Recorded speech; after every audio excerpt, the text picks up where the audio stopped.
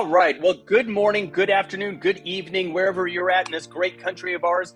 Just to introduce myself, my name is Mark Hansotia. I'm the president of Tagan Financial, which is a subsidiary of Primerica, and we are growing by leaps and bounds. You know, I've been in this industry now for 30 years, all with Primerica, and I'm super excited about our future. You know, our goal, our mission, we own 35 physical locations right now, stretching between Philadelphia and Phoenix and everywhere in between. And our objective is to open a total of 111 locations in the next 5 years because there's so much demand for what we're doing right now. And so just to give you a little bit of clarity on what I am and who I am certified as what's called a financial analyst, which is very different from a financial planner, where a planner is your typical salesperson, your insurance agent, stockbroker, mortgage person, where they're paid a commission to sell a product. Whether it's good or not for the client is up in the air, but it's always good for the insurance company. We're trained more like a kind of a nerdy CPA. I'm from India, so I'm definitely into the numbers and that kind of thing. So we're masters of the numbers and building a financial plan for a family to get them debt-free, retired, financially independent, and properly protected with their assets.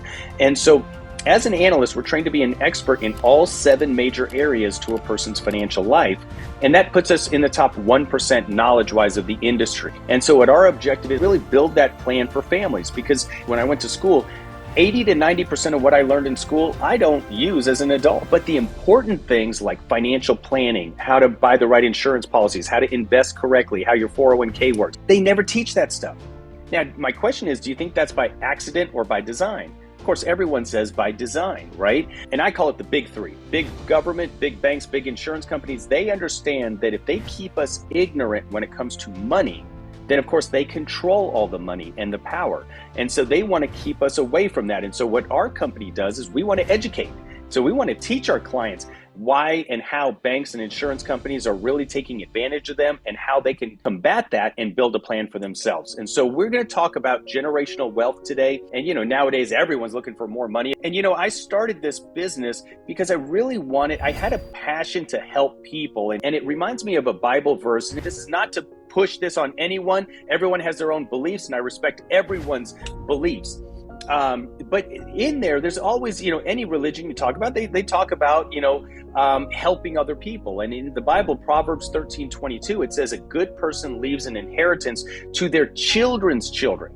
And I remember reading that when I was 18 years old, and then Primerica came in my life, and I said, you know what, I'm going to make a generational wealth ministry out of this. So we propagate financial independence to middle America. So when we look at it, we first start with the budget. So how much can people afford? Well, think about it. The average person, when they go to Starbucks, the average bill is $11, okay? And so if we just take a Starbucks a day, okay, and we start implementing a plan for financial independence, what is that going to look like? We start with the life insurance, okay, because a financial plan, if you were to get $300,000 in coverage on you and your spouse and your kids, if you were to go through a typical retail plan, so like Prudential, New York Life, State Farm, those kind of companies that we all know, you're paying anywhere between $400 to $450 a month if you're 30 years old. Okay, the reason why our rates are dramatically less is because Prudential spent almost $1 billion in advertising just last year. So Primerica chooses not to advertise, and we're A+ rated by all the rating agencies. So therefore, our costs become dramatically less. So say $300,000, $25 on the kids, would only be $100 a month in this example, okay? So the client decided they're gonna go with the legacy plan right here. And then we talked about retirement. So we set up an IRA, $200 a month for the next 40 years at 10% rate of return, grows to over $1.2 million. So we take care of their life insurance needs here and their retirement needs here. Okay, now the next step is we want to talk about what we call purchasing discounted money. Because can you imagine, what if Walmart had a special? And they said, hey, come on into Walmart today. We're going to give you a brand new $100 bill, but we're only going to charge you $20 for it. So literally, you give them a $20 bill, they give you back a clean $100 bill. Wouldn't that be awesome? We'd all sign up for that tomorrow or today, right? Okay, well, that's not in the real world. But the real world, there is life insurance, and I'm going to show you how we do that. So in this example, the husband had $300,000, wife had $300,000 in life insurance coverage. total coverage was $600,000 for $100 a month, $1,200 a year. So $1,200 a year multiplied by the next 35 years is a $42,000 allotment into this plan for the life insurance, which net them a $600,000 death benefit. Now, what I mean is this: when the clients pass away, and I say when, not if, because we're all going to die someday, right? You know, none of us have a free ticket out of here. So we're all going to pass away eventually. So might as well use that to your advantage.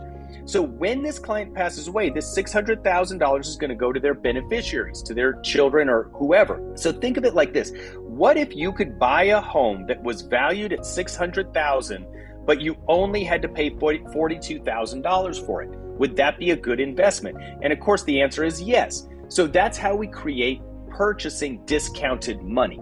Now, the next phase of this is the legacy plan. So you have the parents, they have the $600,000. When they pass away, that $600,000 will go down to their kids.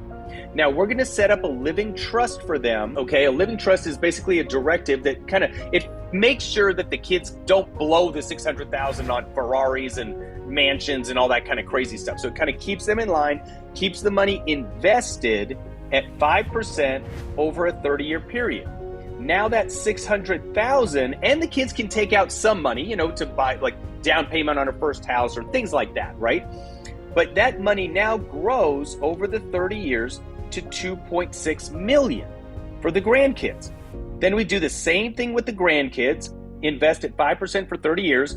Now that 2.6 grows to $11.8 million by the time it reaches their great grandkids. So you think about it, in the cycle of just 2 generations, your whole family tree can be completely changed forever. You know, the sad thing is the average person is forgotten in 2 generations. Like, think about it. Do you know your great-great-grandfather and great-great-grandmother? Most people don't. I didn't, right? But in this example, if this was you and you were the legacy right here, you were the parent that started it all, I promise you this: your great-grandkids definitely remember who you are, right? And then on the other side, we talked about the retirement, the Roth IRA. So now you have your retirement set up over here, you got your generational wealth set up over here, and your family legacy is taking off. Now, the only way this plan breaks down and falls, and the only way the insurance company would win in this game is, let's say this example, let's say you're paying your $1,200 a year premium, and you pay for 3 years, you invest into this plan,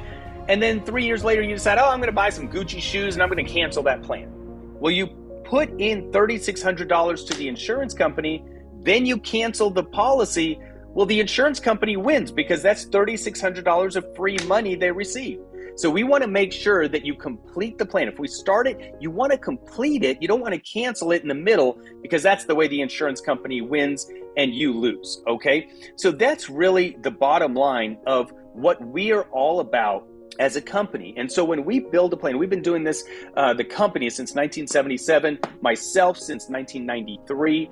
So we have thousands and thousands of successful clients. But now there's 3 commitments that I always ask of any client I decide to work with. Number 1 is it's always a teacher-student relationship, meaning, you know, when we get together, I'm going to teach you something new about money. You're going to learn something new about your goals and dreams. And then we're going to have homework. So I promise you I will get mine done. So of course I expect the same in reciprocation. Number 2 commitment is that it's a long-term plan. Rome wasn't built overnight. So we may have to get together a few times to implement the plan. And then at least once a year we get back for an annual checkup.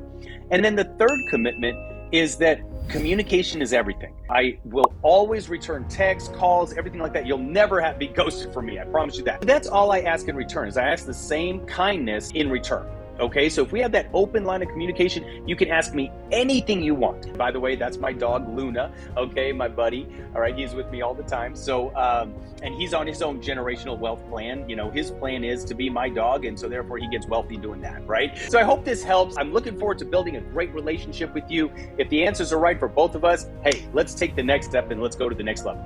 God bless. Have a great day.